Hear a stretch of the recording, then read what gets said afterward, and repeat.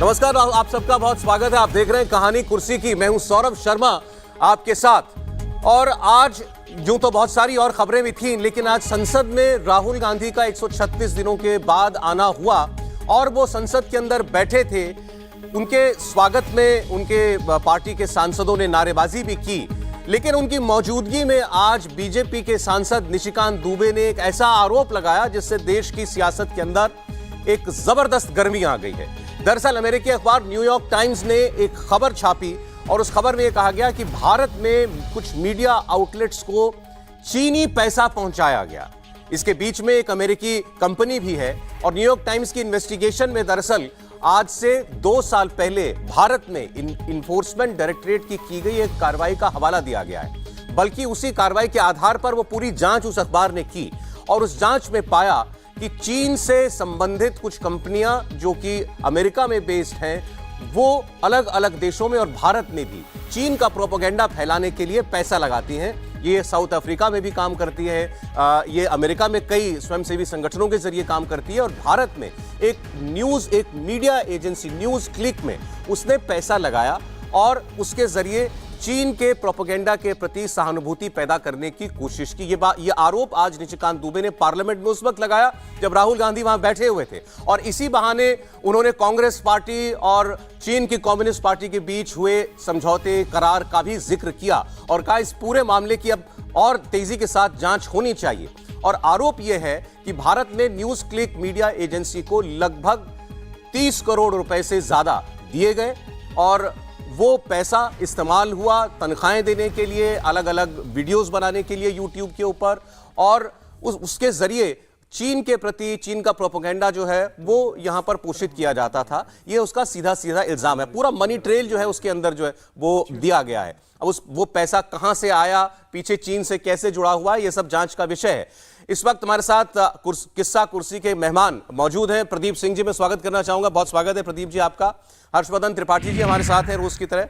हर्षवर्धन जी आपका बहुत स्वागत है। और समीर चौगांवकर साहब भी जुड़ रहे हैं हमारे साथ। समीर साहब आपका ही बहुत स्वागत है। तो ये खबर बहुत बड़ी है और चूंकि आज पार्लियामेंट में इस मुद्दे को उठाया गया है और सीधे सीधे इसमें उन लोगों का भी नाम लिया गया जब 2021 में ईडी ने रेड की थी न्यूज क्लिक के दफ्तरों पर, तो कौन कौन सी पॉलिटिकल पार्टीज ने, कौन कौन से लोगों ने उसके खिलाफ बोला था। कांग्रेस पार्टी में बड़े बड़े नेताओं ने उस वक्त कहा था कि यह मीडिया की स्वतंत्रता पर सरकार का हमला है। आज जब ये आरोप लग रहे हैं और अमेरिका से भी इन आरोपों को आवाज दी जा रही है कि दरअसल ये चीन के प्रोपेगेंडा को बढ़ाने के लिए पैसा लगाया गया इन न्यूज एजेंसीज के अंदर, तो आज वो क्या जवाब देंगे।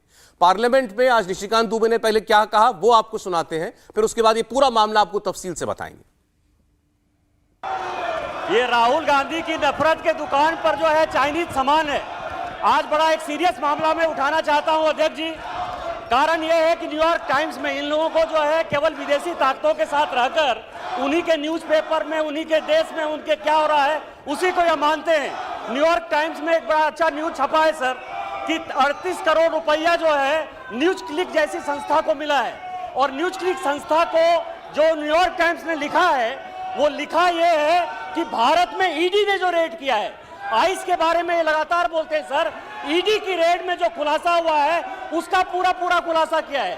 और वो जो न्यूज क्लिक है सर, वो देशद्रोही गैंग, टुकड़े टुकड़े गैंग जो भारत को खंडित करना चाहते हैं, वो न्यूज क्लिक उस संस्था का जो है हेड कर रहा है, पुरकायस्त उसका मालिक है।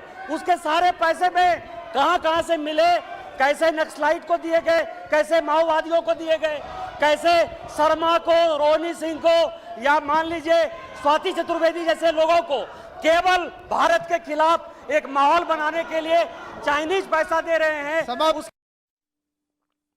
निशिकांत दुबे ने पार्लियामेंट में जब ये इल्जाम लगाया तो राहुल गांधी वहां सामने ही बैठे हुए थे। उनका नाम लेकर भी उन्होंने कहा कि राहुल गांधी को अमेरिकी और विदेशी जो एजेंसी जो मीडिया होता है उसकी कही हुई बातें ज्यादा सही लगती हैं। तो आज न्यूयॉर्क टाइम्स ने ये बात कही, तो अब वो क्या कहेंगे। और उनकी पार्टी के बहुत सारे नेताओं ने 2021 में ईडी की जांच पर उंगलियां उठाई थी, तो आज क्या वो उस पल को याद करेंगे। हमारे पॉलिटिकल एडिटर देवेंद्र पराशर भी हमारे साथ जुड़े हुए हैं।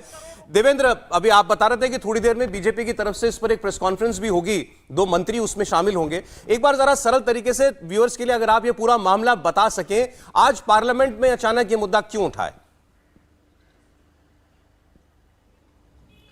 और सौरभ, आज नहीं, ये मामला एक्चुअली कल उठा था जब न्यूयॉर्क टाइम्स में परसों के न्यूयॉर्क टाइम्स के एडिशन में ये खबर छपी थी कि किस प्रकार से मिस्टर सिंघम वो एक जो अपना उनका नेटवर्क है, वो नेटवर्क चीनी हितों को प्रोपेगेट करने के लिए वो जो फाइनेंस है उसको आगे बढ़ाता है। उसमें उस रिपोर्ट में ये कहा गया था कि अमेरिका के जो नॉन प्रॉफिट ऑर्गेनाइजेशन है जो फाइनेंसिंग करते हैं, उस फाइनेंस का उपयोग करके पूरी दुनिया में चीन के जो हित हैं उसको स्प्रेड किया जाता है। अब दिलचस्प ये है कि ये जो मिस्टर सिंघम हैं, न्यूज़ क्लिक को भी उन्होंने फंडिंग की है और 2021 में इनके खिलाफ ईडी की जब जांच शुरू हुई थी तो जो कॉर्पोरेट अफेयर्स में जो आप फाइलिंग करते हैं उसमें न्यूज़ क्लिक ने उस अपने फंड का जो सोर्स बताया था वो सोर्स मिस्टर सिंघम के ग्रुप को ही बताया था। और उसमें जो मोडस ऑपरेंडी है, दिलचस्प ये है कि ये मिस्टर सिंघम कुछ दिन पहले चीन के एक वर्कशॉप तक को अटेंड किए हैं और उस वर्कशॉप का मतलब ये था कि पूरी दुनिया में चीन के हितों को आप कैसे स्प्रेड करना है। दूसरी चीज़ कि वहाँ पर यूट्यूब के मार्फत बहुत सारे ऐसे वीडियो बनाए गए जो कि चीन की जो पीआर टीम है उसने वीडियो बनाया, उसकी जो फंडिंग हुई थी वो मिस्टर सिंघम के द्वारा फंडिंग हुई थी। और ये इनका जो काम करने का तरीका है वो इस प्रकार से होता है, जैसे मान लीजिए कि ऐसे मीडिया हाउस को आप फंड करें जो कि आपके हितों को प्रोपेगेट करें, अलग अलग आर्टिकल छापे जाएं, एक दूसरे का इंटरव्यू किया जाए, एक दूसरे की आइडेंटिटी को डिस्क्लोज किए बिना। कल अनुराग ठाकुर ने उसी न्यूयॉर्क टाइम्स के रिपोर्ट का हवाला देते हुए पहले निशाना साधा कि जो बात सरकार कहती थी, अब भारत की सरकार कहती थी, अब तो न्यूयॉर्क टाइम्स भी उसे कह रहा है। आज निशिकांत दुबे ने उसी मसले को संसद में उठाया और समझा जा सकता है कि उसके पीछे मंशा यही रही होगी कि जिस उत्साह के साथ राहुल गांधी आज सदन में आ रहे हैं अपनी सदस्यता की पुनः बहाली के बाद, उस उत्साह की हवा निकाली जाए और उसके सहारे, क्योंकि ये जो आर्टिकल का टाइमिंग था वो उनके लिहाज से बहुत समीचीन था और वहाँ पे उन्होंने उस मसले को लेके ये सवाल पूछा है कि कैसे 2008 में सीपीएम के साथ कांग्रेस पार्टी का एमओयू हुआ था, फिर 2017 का हवाला दिया, 2021 उसमें सबसे खास है जब ईडी ने न्यूज़ क्लिक के फंडिंग की शुरुआत की थी कि आखिर इनका सोर्स कहाँ है, कहाँ से इनको फंडिंग आ रहा है, जो लोग फंडिंग कर रहे हैं उसके पीछे कौन है, ऐसे आर्टिकल छप रहे हैं, ऐसे अगर इंटरव्यू आ रहे हैं तो इसके पीछे कौन है। और वहाँ पर तब कांग्रेस पार्टी और वामपंथी बहुत सारे नेताओं ने इसका विरोध किया था। और जब सारी चीज़ें सामने आ रही हैं कि कैसे उस संस्था ने बाकी अलग अलग फंडिंग में की है, तो निश्चित तौर पे मुश्किल टर्फ पे दिख रहा है अपोजिशन इस मसले को लेके। जी बिल्कुल। और जो जितना पैसा आया है न्यूज़ क्लिक के पास, लगभग 38 करोड़ रुपया जो है उस कंपनी को पहुंचा है, इस मीडिया ऑर्गेनाइजेशन को पहुंचा है, अलग अलग भागों में पहुंचा है। और ये नाम बड़ा, एक तो जो इन सज्जन का नाम है मिस्टर सिंघम, न्यूयॉर्क टाइम्स में जिनका नाम, इनका पूरा नाम है मिस्टर नेविल रॉय सिंघम, तो भारतीय मूल के लगते हैं। पहली बात तो जैसा अभी देवेंद्र बता रहे थे, ये हाल में चीन गए थे और वहां कम्युनिस्ट पार्टी ऑफ चाइना की एक वर्कशॉप में इन्होंने हिस्सा लिया कि कैसे आप हमारे हितों को स्प्रेड कीजिए। उस प्रदीप जी, उसके आगे जो पैसा आ गया कंपनी में, न्यूज़ क्लिक में, उसका इस्तेमाल जो हुआ है वो बड़ा इंटरेस्टिंग और बड़ा दिलचस्प है। वो पैसा, उसमें से 20,53,000 रुपया गौतम नवलखा को दिया गया है। गौतम नवलखा जिनके माओइस्ट लिंक्स उजागर हो चुके हैं, भीमा कोरेगांव में भी, भीमा कोरेगांव एल्गार परिषद मामले में, उनको दिया गया। इसके अलावा 52 लाख रुपया सीपीआई आईटी सेल के मेंबर बप्पादित्य सिन्हा को दिया गया। तो सब लिंक्स जो है कहीं ना कहीं माओविस्ट या कम्युनिस्ट लिंक्स हैं सीधे सीधे। इसके अलावा उस कंपनी में जो लोग काम करते थे उनको सैलरीज के तहत या अलाउंसेस के तहत ये पैसा जो है वो बांटा गया है। मैं आपसे आरोप समझना चाहता हूं, यहां हम कितने बड़े आरोप की ओर देख रहे हैं? बहुत बड़े, जो लगातार बात हो रही है खासतौर से पिछले 9 सालों की, कि एक एंटी इंडिया क्लिक काम कर रहा है जिसमें देश के अंदर लोग हैं, देश के बाहर लोग हैं। भारत के खिलाफ अभियान चलाना, प्रधानमंत्री नरेंद्र मोदी के खिलाफ अभियान चलाना और भारत में राजनीतिक अस्थिरता पैदा करना, ये मकसद है इस तरह के ग्रुप्स का, इस तरह की कंपनियों का। ये इससे जो लोग जुड़े हैं, जो वीडियो बनाते हैं, उसको देखकर आप समझ जाएंगे कि ये एंटी बीजेपी प्रोपेगेंडा का हिस्सा है। इसमें जर्नलिज्म कहीं नहीं है। पैसा चीन से आ रहा है, चीन के जहां हित हैं वहां आप चीन को प्रमोट कीजिए और उसके अलावा भारत सरकार के खिलाफ अभियान चलाइए, माहौल बनाइए। ये कोई वैसे नई बात नहीं है। Germany, England, France, in Europe और अमेरिका के देशों के अलग अलग कंपनियों की फंडिंग जो है एनजीओज को होती रही है। और एनजीओ जो है भारत विरोधी आंदोलन, छोटे छोटे आंदोलन कभी बांध का विरोध, आपने देखा नर्मदा का कितना विरोध हुआ जी। और पता चला कि वो सारी फॉरेन फंडिंग हो रही थी। तो इस तरह के लोग भारत विरोधी गतिविधियों में शामिल हैं, इनके खिलाफ देशद्रोह का मुकदमा चलना चाहिए। जानबूझकर देश की छवि खराब करने, देश में माहौल बिगाड़ने, देश में सामाजिक समरसता को तोड़ने और अस्थिरता पैदा करने की कोशिश है, उसका अभियान है ये।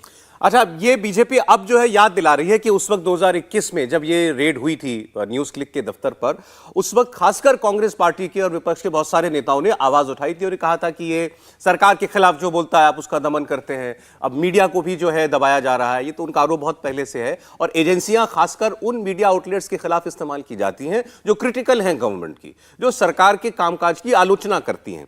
उसमें अब बताया जा रहा है बाकायदा दिग्विजय सिंह बोले, अभिषेक मनु सिंघवी ने क्या कहा, रणदीप सुरजेवाला ने क्या कहा था, सीपीएम ने क्या कहा था, तृणमूल कांग्रेस ने उस वक्त क्या कहा था, यशवंत सिन्हा, कार्ति चिदंबरम, इन तमाम नेताओं के जो बयान हैं पुराने, वो सब अब निकाल करके दिखाए जा रहे हैं। ये भी बताया जा रहा है कि न्यूज़ क्लिक के अंदर कौन कौन काम करता है। अभी जो प्रदीप जी ने बात कही ना, आप बहुत सारे वीडियोज आप सुनते हैं, खासतौर पर सोशल मीडिया पर आपके वीडियोज आते हैं, यूट्यूबर्स आजकल बहुत सारी बातें कहते हैं, तो उसके पीछे कौन सा पुश है, वो संसाधन कहां से आ रहे हैं, जो बातें आगे कही जा रही है। अगर कोई व्यक्ति, अगर आज देश के अंदर कोई व्यक्ति अपना यूट्यूब चैनल खोल करके कोई बात कहना चाहता है और वो सरकार की किसी नीति की आलोचना भी करना चाहता है, वो पूरी तरीके से स्वतंत्र है, कोई उसे रोक भी नहीं सकता। और उसके खिलाफ अगर कोई एजेंसी जानबूझकर एजेंसी का दुरुपयोग किया जाएगा तो मुझे लगता है हर कोई उसको गलत कहेगा। लेकिन अब अगर यह बात सामने आती है कि ऐसे मीडिया आउटलेट्स के या ऐसे यूट्यूब चैनल और वीडियोस बनाने वालों के पीछे कहीं से फंडिंग आ रही थी, और वो फंडिंग किसकी आ रही थी? वो फंडिंग एक ऐसे व्यक्ति की आ रही थी जिसको न्यूयॉर्क टाइम्स कहता है कि ये एक चीनी हितों से जुड़ा हुआ अरबपति है। इसका नाम मैंने आपको बताया, नेविल रॉय सिंघम। उसकी कंपनियों का पूरा ब्यौरा आ चुका है। वो चीन में जाता है, चीन में जाकर के वर्कशॉप अटेंड करता है। अभी भी शायद वो शंघाई में ही है। जो न्यूयॉर्क टाइम्स की रिपोर्ट है उसमें ये मेंशन है कि अभी भी वो शख्स जो है शंघाई में बैठा हुआ है।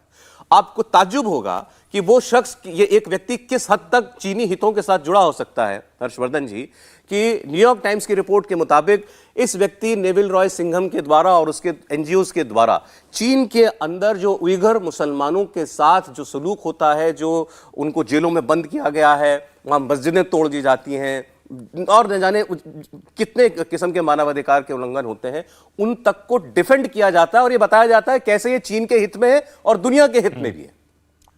देखिए, मुझे लगता है कि सबसे पहले तो ये बात यहाँ से शुरू करनी चाहिए कि ईडी की कार्रवाई जब होती है तो बेवजह नहीं होती है, और उसकी अगली लाइन तुरंत बोलनी चाहिए कि ये सरकार बड़ा दबाव में रहती है, देश विरोधी हरकत करने वालों पर भी इतना समय लगा देती है।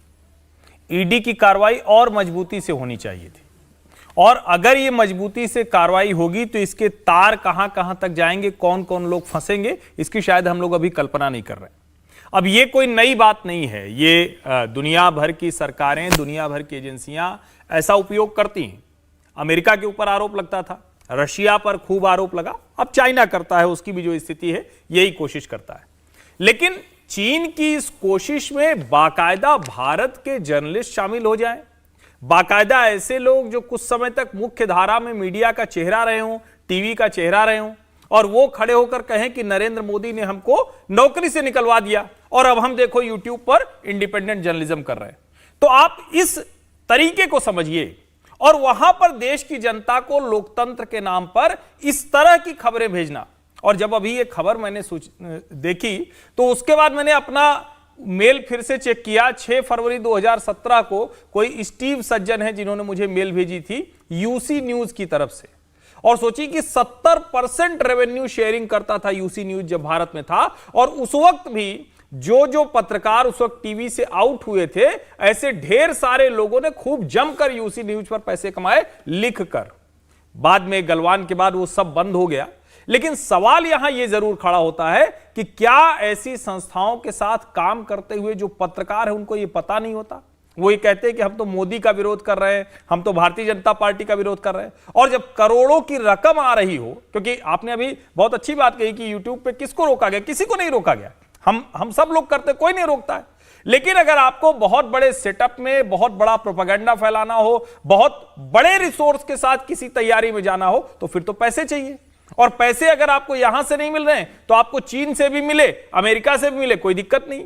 इसके पहले की एक बड़ी रिपोर्ट है जो वहां, जिसको कहें कि अमेरिकी खुफिया एजेंसियों के कान खड़े हो गए थे, कि अमेरिका में, ऑस्ट्रेलिया में, भारत में और ऐसे सभी डेमोक्रेसी जहां हैं, वहां चाइना ने अपनी वाली डेमोक्रेसी समझाने के लिए उस देश की डेमोक्रेसी पर हमले किए। उसमें एकेडमिशियंस, उसमें जर्नलिस्ट, और उनको वो रिपोर्ट अब लोगों के ध्यान से उतर गई होगी, फिर से गूगल सर्च कीजिए। 2 से 5 लाख रुपए महीने भारत में ढेरों पत्रकारों को, एकेडमिशियंस को दिए जाते थे। और अब ये न्यूज क्लिक पर ये जो न्यूयॉर्क टाइम्स की रिपोर्ट आती है, ये बता रही है कि इस देश को भीतर से बहुत खतरा है, कार्रवाई कड़ी होनी चाहिए। ये एक चीज याद दिला दें जी, सीडीएस थे रावत साहब, जनरल रावत, उन्होंने एक कार्यक्रम में कहा था कि हमारी लड़ाई 2.5 फ्रंट पर है, एक पाकिस्तान से, एक चीन से, एक अंदर वालों से। ये वही आधा फ्रंट है जिसकी वो बात कर रहे थे। एक बात, अभी आपने पार्टियों का नाम लिया, कौन किसने किसने एतराज़ किया था 2021 में ईडी की रेड पर। सवाल ये है कि उनका वेस्टेड इंटरेस्ट है, लेकिन एडिटर्स गिल्ड का क्या वेस्टेड इंटरेस्ट? वो क्यों आलोचना करता है? वहां तो जर्नलिस्ट ही हैं। जर्नलिज्म में और प्रोपेगेंडा, एक दुश्मन देश का प्रोपेगेंडा, उसको आप कवर फायर दे रहे हैं, डिफेंड कर रहे हैं। क्यों कर रहे हैं? उसके पीछे आपकी कोई तो मंशा होगी।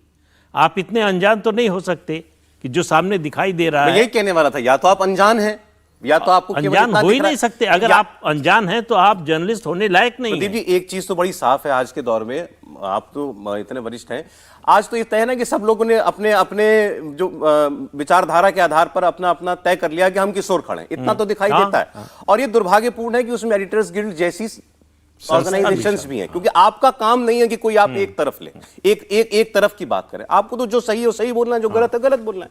तो ये बात आपकी बिल्कुल ठीक है। उस वक्त आपने क्यों नहीं सोचा कि रेड हो रही है तो इसके पीछे भी झांके जाकर के?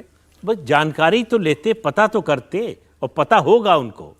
जिन लोगों ने भी बयान दिया एडिटर्स गिल्ड की ओर से, जो भी डिस्कशन हुआ, चर्चा हुई, इसलिए उसको डिफेंड किया कि मोदी के खिलाफ हो रहा है, ये इस सरकार के खिलाफ हो रहा है। 9 साल हो गए देश में, ये ऐसा एक इकोसिस्टम है जो अभी तक स्वीकार नहीं कर पाया है कि नरेंद्र मोदी को जनादेश मिला है। तरह तरह की कहानियां चलाई जाती हैं। 2014 में कहा लोगों से गलती हो गई, 2019 में अब एक रिसर्च आई, ये देखा होगा आपने कि वो मैनिपुलेट किया गया, यानी जनादेश नहीं मिला। तो अब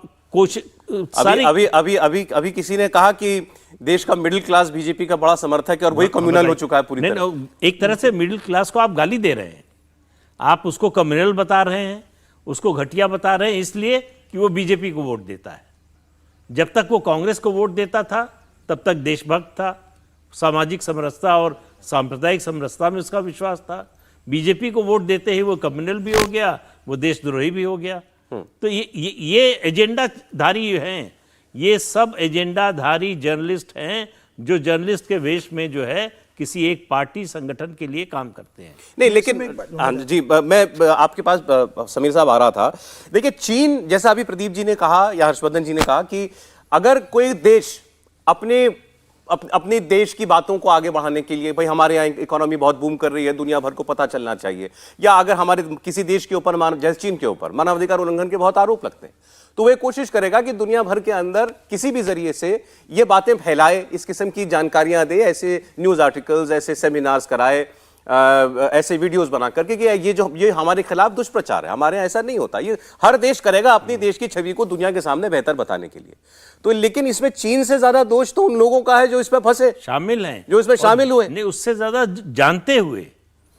अगर अनजाने में कोई हो, किसी से ऐसा हो जाए तो एक बार फिर समझ में आता है।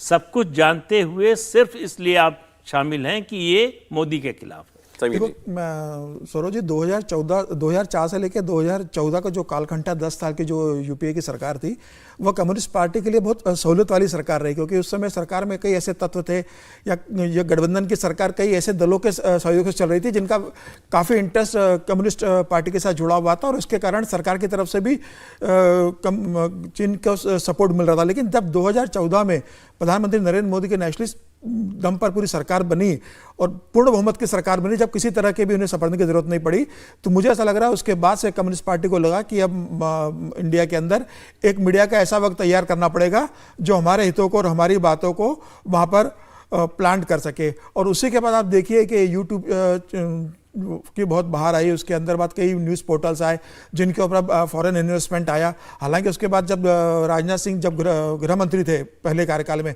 तब उन्होंने बहुत स्पष्ट कहा था कि हमारी ऐसे न्यूज़ पोर्टल्स पे या ऐसे समाचार एजेंसीज पे नज़र है जो फॉरेन फंडिंग से चल रहे हैं और जो देश विरोधी गतिविधियों में जिनका इन्वॉल्वमेंट है और जो देश की छवि को नुकसान पहुंचाने की कोशिश कर रहे हैं। उसके बाद देखिए 2019 में या 20 में सरकार FDI पे रूल लेके आई कि 28% के ऊपर फॉरेन इन्वेस्टमेंट नहीं होगा और जो भी होगा जानकारी से होगी और सारी परमिशन लेना पड़ेगी। तो मुझे लग रहा है सरकार की नॉलेज में 2014 के से आ गया था और सरकार लगातार इसके ऊपर थी। और ईडी का जो इन्फोर्समेंट डायरेक्टर है प्रवर्तन निदेशालय, उसने लगातार इसके ऊपर ध्यान दिया और कई ऐसे न्यूज़ पोर्टल रहे हैं जो इसमें इन्वॉल्व रहे हैं। तो मुझे लग रहा है अब जिस हिसाब से सरकार के पास जानकारी एकत्रित हो चुकी है और सरकार लगातार ध्यान दे रही है, तो इन तत्वों पर लगाम लगेगी और मुझे लग रहा है इन सबकी फंडिंग बंद होगी ना, सजा मिलना तय है। नहीं, अब न्यूज एजेंसी का किसी इंडिविजुअल को पैसे देने का क्या काम है? न्यूज एजेंसी गौतम नवलखा वो 20 लाख रुपए क्यों दे रही है? न्यूज एजेंसी एक कम्युनिस्ट पार्टी के मीडिया विंग को पैसा क्यों दे रही है? का आरोपी है, जो देश के खिलाफ षड्यंत्र करने का, प्रधानमंत्री की हत्या का षड्यंत्र करने का आरोपी है, उसको आप पैसा दे रहे हैं, तो जाहिर है कि आप अनजाने में तो नहीं दे रहे हैं, ये आप समाज सेवा के लिए नहीं दे रहे हैं, ये ऐसे तत्वों को बढ़ाने के लिए, उनके लिए जो है आप लॉजिस्टिक्स हर तरह का तैयार करने के लिए उसके लिए फंडिंग कर रहे हैं। इंडिया टीवी हर वक्त हर जगह डाउनलोड करने के लिए सर्च करें India TV news Google play store या ऐप स्टोर पर।